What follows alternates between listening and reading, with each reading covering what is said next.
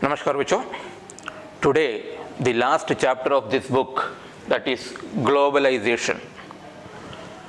Actually globalization एक economics का विषय है, इकोनॉमिक टर्म है. Globalization means integrating one country's economy with other country. Integrating economy with world economy.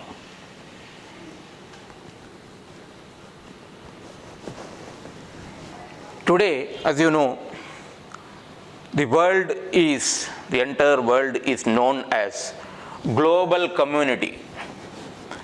Global community. कहने का मतलब today no country can live in isolation. आज के दिन में दुनिया के कोई भी देश अकेला नहीं रह सकता है, चाहे वो कितनी भी सुपर पावर क्यों ना हो. किसी न किसी ज़रूरत के लिए उसे दूसरे कंट्री पर डिपेंड रहना पड़ता है. आज दुनिया बहुत छोटा हो गया है, इसलिए ग्लोबल कम्युनिटी के नाम से आज दुनिया को जाना जाता है. अब come to the term globalization. Literary meaning of globalization means flow of goods and services from one place to another. Globalization means वस्तुओं और सेवाओं का एक जगह से दूसरे जगह पर प्रवाह. Flow of goods and services from flow of goods and services. सिर्फ गुड्स एंड सर्विसेज ही नहीं, capital,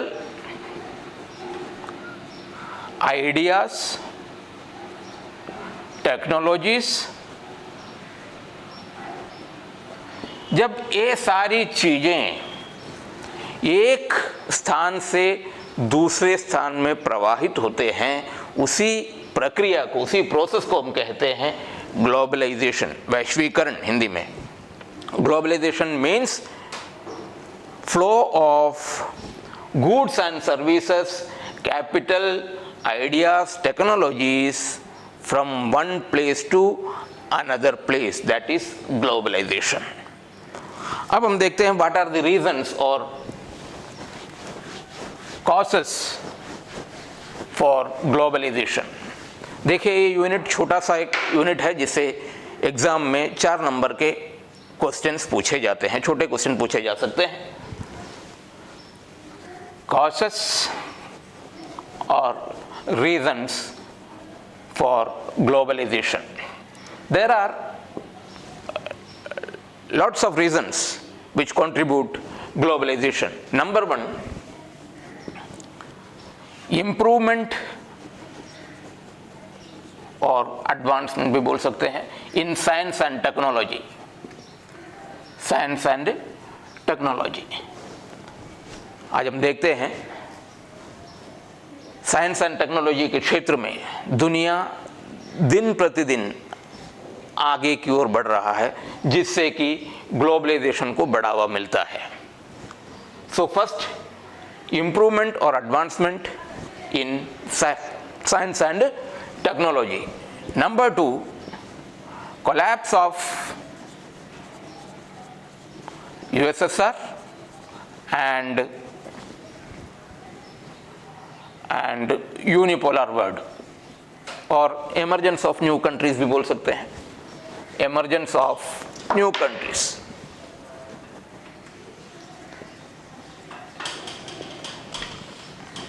the second reason, that is USSR का, कम्युनिज्म का हटना यूएसएसआर से और नए राष्ट्रों का उदय, ये भी ग्लोबलाइजेशन को काफ़ी हद तक प्रभावित किया है. कैसे किया है? नया कंट्री जो इमर्ज हुआ है, they have to depend on other countries for their development. तो जहाँ पे भी एक वस्तु हो या सेवा हो या किसी भी तरह की एक जगह से दूसरी ओर जाते हैं, वही ग्लोबलाइजेशन है. Number 3, advance information technology.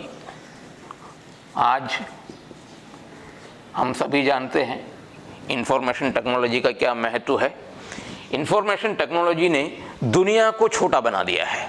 आज हम घर पे ही बैठ के दुनिया के किसी भी कोने में जो कुछ भी हो रहा है उसको हम देख रहे हैं और हम कम्युनिकेट करते हैं दुनिया के किसी भी कोने में। आज आप देखता होगा सैटेलाइट पिक्चर, जो टेक्नोलॉजी के सैटेलाइट पिक्चर, जो गलवान की जो घाटी है वो आप घर पे बैठ के देख रहे हैं। तो ये सारी चीजें जो है टेक्नोलॉजी और इंफॉर्मेशन सेक्टर में जो एडवांसमेंट या जो इम्प्रूवमेंट हुआ है, जो तरक्की हुआ है, उसके बदौलत हो पाता है। तो ये सभी चीजें ग्लोबलाइजेशन को कंट्रीब्यूट करता है या ग्लोबलाइजेशन को इंक्रीज करता है। Next point, emergence of MNCs.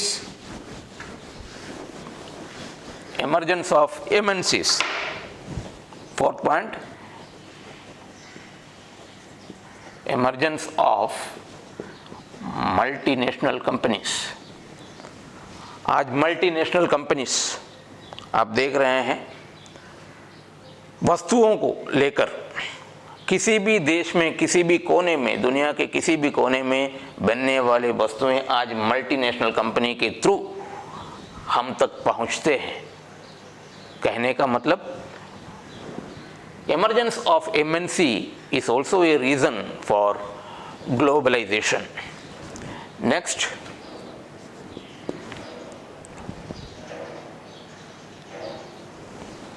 FDI, foreign direct investment.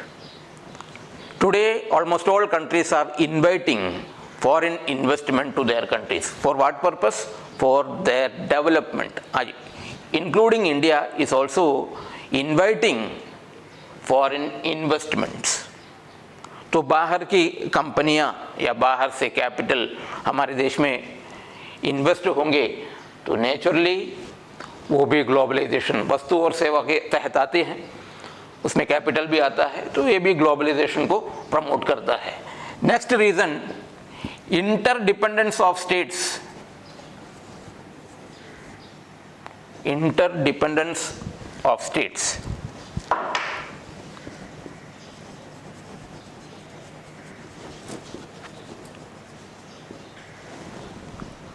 मैंने पहले ही बताया, आज चाहे छोटा सा छोटा कंट्री हो, अंडर डेवलप्ड कंट्री हो या डेवलपिंग कंट्री हो या डेवलप्ड कंट्री हो, फुल्ली वो अपने आप में निर्भर नहीं है। They have to depend on other countries for fulfilling their interest, their needs. Even America, now America is a superpower, she also depending on other countries for fulfilling their needs. For petroleum products, she is depending on Arabian countries, Gulf countries. So these are the reasons or causes behind globalization which lead or which led globalization. Now, what are the impact of globalization? Impact of globalization.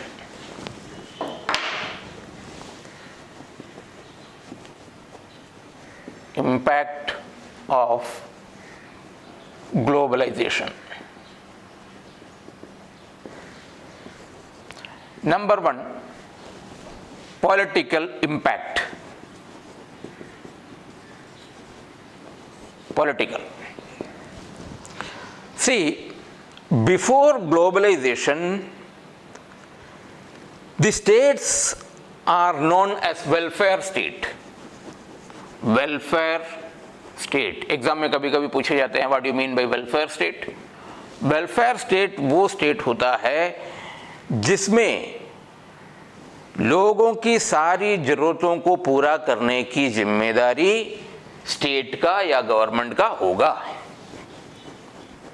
Welfare government means welfare state और welfare government means government is responsible for fulfilling the needs of its citizens.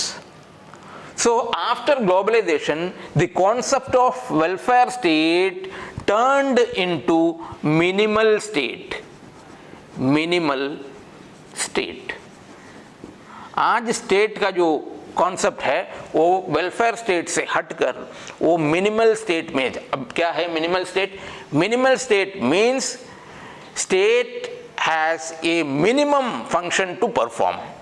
आज state के पास बहुत कम काम रह गए हैं जो अपने सिटीजन के लिए उसे करना है। एक समय था जब लोगों की सारी जरूरतें स्टेट पूरा करती थी, आज ऐसा नहीं है। After globalization the concept of welfare state turned into minimal state. अब आज के दिन में सिर्फ स्टेट के पास एक आध फंक्शन ही है जो स्टेट को करना पड़ता है। Number 1, to maintain law and order, and number 2, to protect the territory, integrity and unity. These are the 2 functions today a state is having. That means the concept of welfare state, एक समय ऐसा था कि लोगों की transport को लेकर, communications को लेकर सभी चीज़ें जो है स्टेट के दायरे में आती थी, स्टेट को करना पड़ता था। आज ग्लोबलाइजेशन के बाद ये सारी चीज़ें दूसरी एजेंसियां हैं देश में, वो देखते हैं सिर्फ राज्य के पास सिर्फ ये 2 ही काम बचा है। Number 1, to maintain law and order, and second, to protect the territory and integrity. So the first impact, first consequences after globalization in political field, that the work, the function of the state is decreased. The concept of welfare state turned into minimal state. Clear? The second impact, that is economic consequences or economic impact.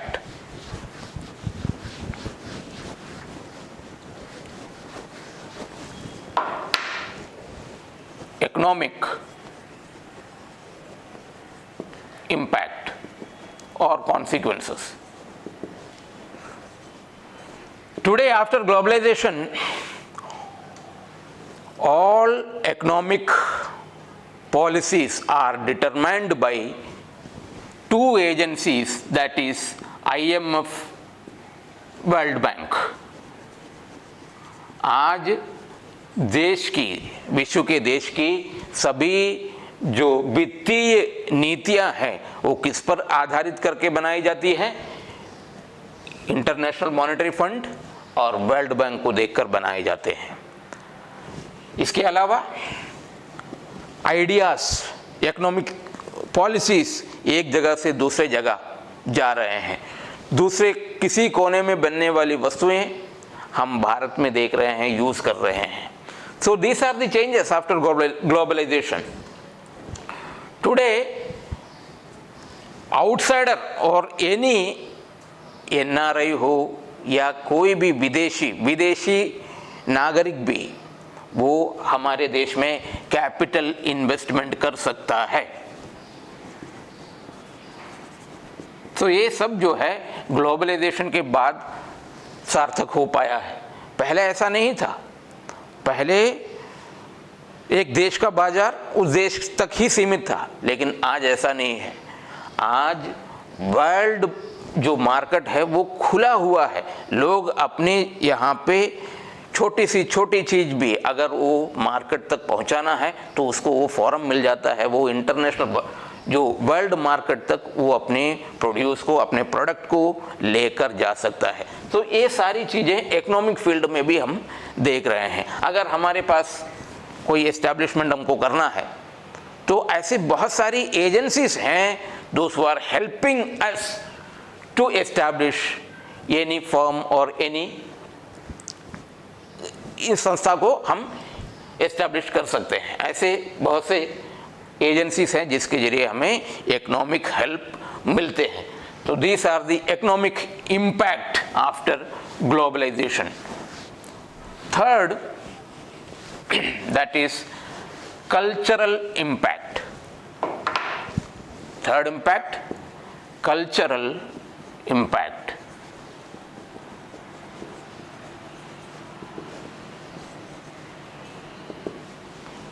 After globalization सबसे अधिक अगर असर किया है तो हमारे culture पे है, सबको पता है। एक समय ऐसा था कि हमारी संस्कृति पूरी दुनिया में बहुत फेमस थी। हमारे अगर जितने भी राज्य हैं सबकी संस्कृति अलग अलग थी, सबकी कल्चर अलग अलग थी।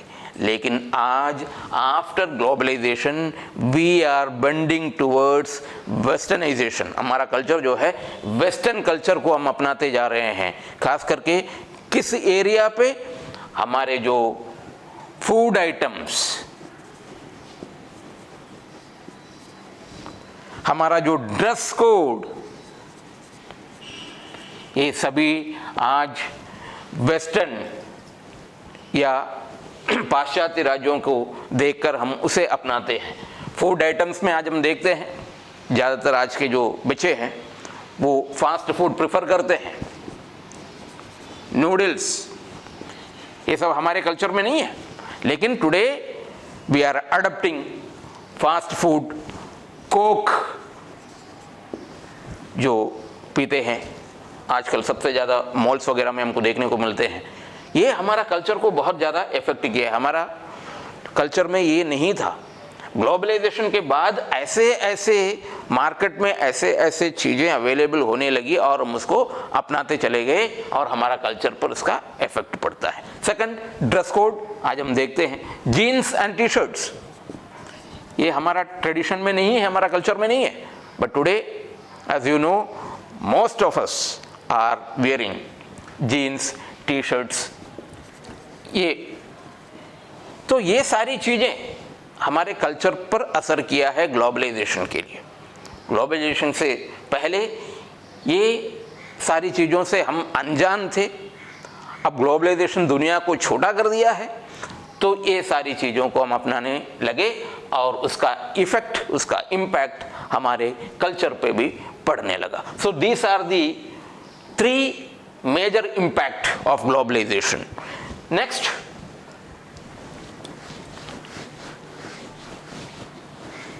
efforts towards globalization in India।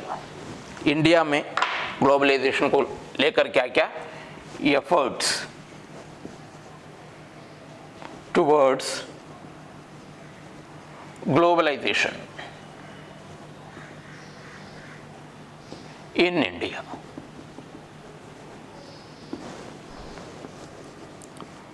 Bharat में ग्लोबलाइजेशन के लिए हमने क्या किया है, इसको हमें कभी कभी एग्जाम में पूछे जाएंगे। नंबर 1, रिड्यूस टैरिफ इन इंपोर्ट्स। हमने भारत में जो चीज़ें हम बाहर से आयात करते थे उस पर जो टैरिफ लगता था उसको हम काफ़ी कम किया है भारत सरकार ने, जिससे बाहर से आसानी से सामान आने लगे, उन्हें कोई रुकावट नहीं होता है। जो इंपोर्ट पे जो टैरिफ लगता था उसको हमने कम किया है। Second,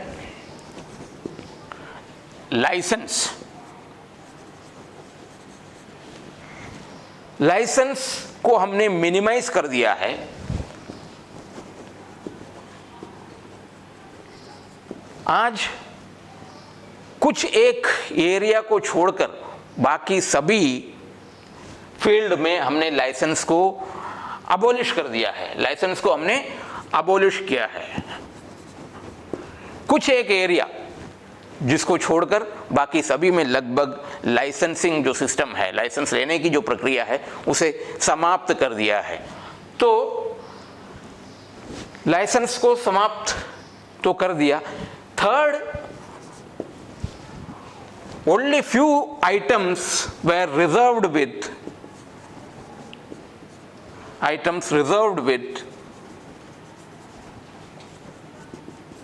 public sector। कुछ ही आइटम को हमने पब्लिक सेक्टर को लिए रखा है बचाकर, अदरवाइज बाकी सभी जो है आज प्राइवेट सेक्टर भी इसको हैंडल करते हैं। नेक्स्ट एफर्ट हमने इंडिया में, द फोर्थ एफर्ट,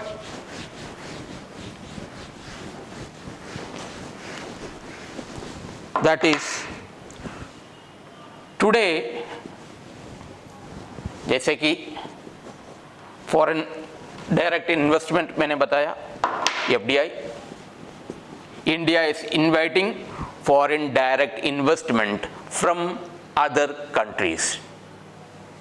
सबको पता है, तो फॉरेन डायरेक्ट इन्वेस्टमेंट के लिए जो फैसिलिटीज चाहिए होता है उसको हम बहुत ही आसान कर दिया है देश में, ताकि बाहर से जो भी इंडिया में इन्वेस्ट करना, कैपिटल इन्वेस्टमेंट करना चाहते हैं या कोई भी कंपनी एस्टैब्लिश करना चाहता है वो इंडिया में अपना एस्टैब्लिशमेंट को कर सकता है। फिफ्थ, इन इंडिया, भारत से अगर कोई विदेश में इन्वेस्ट करना चाहता है उसका सुविधा भी इंडिया में, इन्वेस्टमेंट इन अब्रॉड, इसके लिए भी व्यवस्था सरकार की ओर से किया गया है। आज इंडिया का अगर कोई एंटरप्रेनर अगर अपना एंटरप्राइज अगर एस्टैब्लिश करना चाहता है outside India, they are free to establish. So these are the facilities. NRI, non resident Indians, इनको भी भारत में इन्वेस्ट करने का मौका दिए जा रहे हैं। उससे रिलेटेड जो भी पॉलिसीज हैं उसको बहुत आसान कर दिया है आज देश में। तो ये सारी चीजें भारत की तरफ से ग्लोबलाइजेशन को प्रमोट करने के लिए ये सारे कदम उठाए गए हैं। नेक्स्ट जो कॉन्सेप्ट है वो है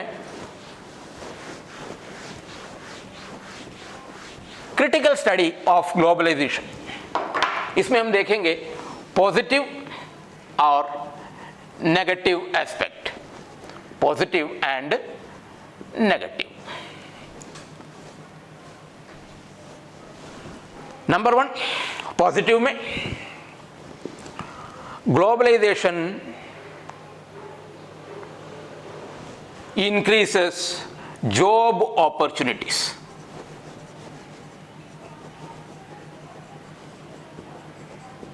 ग्लोबलाइजेशन से लोगों की रोजगार में वृद्धि हुआ है, no doubt.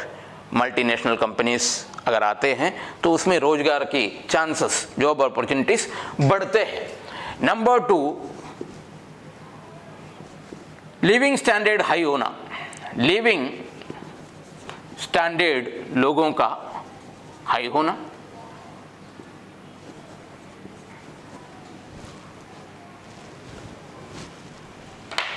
The third,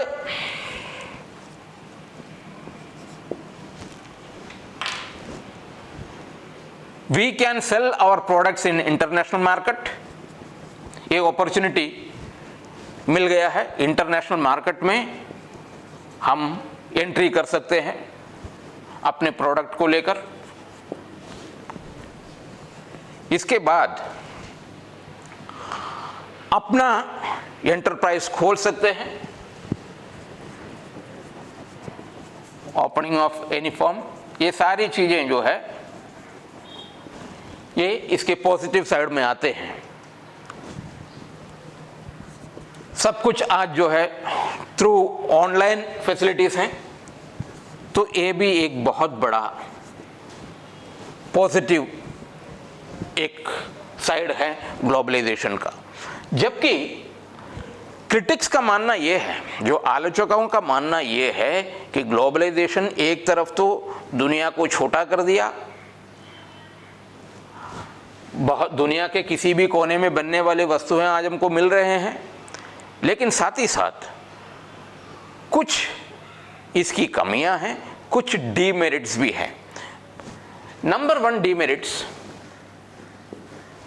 disparity between, gap between rich and poor. जो क्रिटिक्स हैं उनका मानना यह है ग्लोबलाइजेशन के बाद समाज में अमीरी और गरीबी के बीच जो फासला है वो कम हो गया, अधिक हो गया है, सॉरी। नंबर 2, डिस्क्रिमिनेशन और negative attitude of MNC towards employ, ये अक्सर सुनने को मिलते हैं। एम्प्लॉयज़ के साथ व्यवहार जो है, जो मल्टीनेशनल कंपनी का, उनको अगर मान लीजिए कोई कंपनी में काम करते वक्त किसी के साथ कुछ इंसिडेंट हो जाता है तो उसको जो कॉम्पनसेशन है वो सब से रिलेटेड बहुत सारी चीज़ें, उनको समय पर नहीं दिया जाना, ऐसे बहुत सारी चीज़ें हैं। तीसरा, हमारा कल्चरल वैल्यूज़ इफेक्ट किया है ग्लोबलाइजेशन के बाद। हमारा कल्चर, आज हम सामाजिक मर्यादा को भूलते जा रहे हैं। जो पहले एक समय में होता था कि हम समाज में हम देखते हैं कि लोगों का जो नज़रिया था, आज ऐसे नहीं है। कल्चरल वैल्यूज़ जो है डिक्रीज हुआ है। नंबर 4, ये कहीं ना कहीं लेफ्टिस्ट ग्रुप का मानना यह है कि globalization is promoting capitalism. The 5th point, critics का मानना यह है globalization limits the power of state. Globalization के बाद स्टेट का जो पावर है वो काफ़ी कम हो गया है, यानी कि स्टेट को अपने कार्यों को करने से ग्लोबलाइजेशन रोकता है। तो ये सारी चीज़ें ग्लोबलाइजेशन को लेकर positive side and negative side. देखो बच्चों, ये छोटा सा कॉन्सेप्ट है। देखिए एग्जाम में, पॉलिटिकल साइंस में कुछ पिक्चर बेस्ड क्वेश्चंस भी आते हैं जिसके लिए 5 मार्क्स होता है।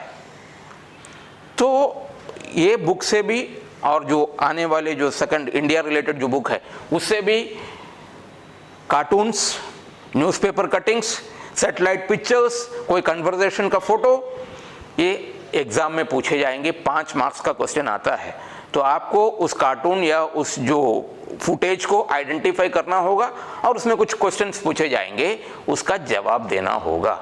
ऐसे ही एक picture based question, study the picture given below and answer the question that follow. देखते हैं आप स्लाइड में, एक तरफ यस्टरडे लिखा हुआ है, दूसरी तरफ टुडे लिखा हुआ है। उसके नीचे लिखा है finish your dinner, there are people in China and India who are starving.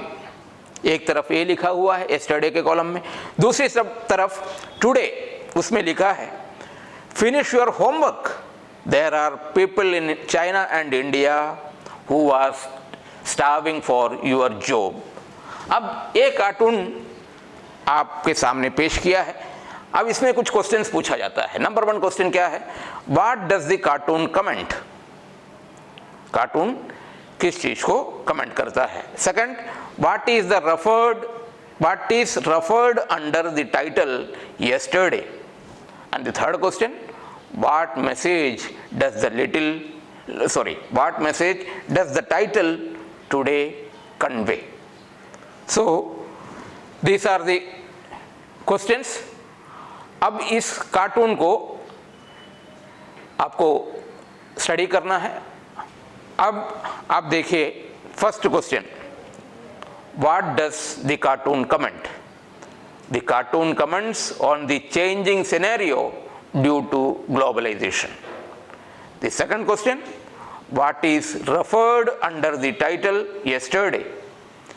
Answer, it refers to earlier conditions of developing countries who were starving due to less growth in their economy. And the last and third question, what message does the title today convey? The answer is, globalization opened doors for new entrants from developing nations and resulted into brain drain. So इस तरह के questions exam में पूछे जाएंगे। कोई जरूरी नहीं है कि एक आपको पिक्चर पूछा जाए, इस तरह से कोई भी पिक्चर, इसलिए आपको जो है न्यूज़ वगैरह देखते रहना है। कोई भी सीन अभी लेटेस्ट भी डाल सकते हैं, उससे रिलेटेड क्वेश्चन भी एग्ज़ाम में पूछे जा सकते हैं। तो ये यूनिट में इतना ही है। और इसके साथ ही कंटेम्प्रोरी वर्ल्ड पॉलिटिक्स के जो छोटे छोटे चैप्टर्स थे वो यहाँ पे ख़त्म हो रहा है। नेक्स्ट हम जो है इंडिया पर जाएंगे, इंडिया वाली जो सेकंड बुक है हमारे उस पे जाएंगे। उस बुक में भी हमको फ्रॉम 1945 टू टिल डेट हमको पढ़ना है। तो टिल देन नेक्स्ट क्लास में मिलेंगे। Thank you.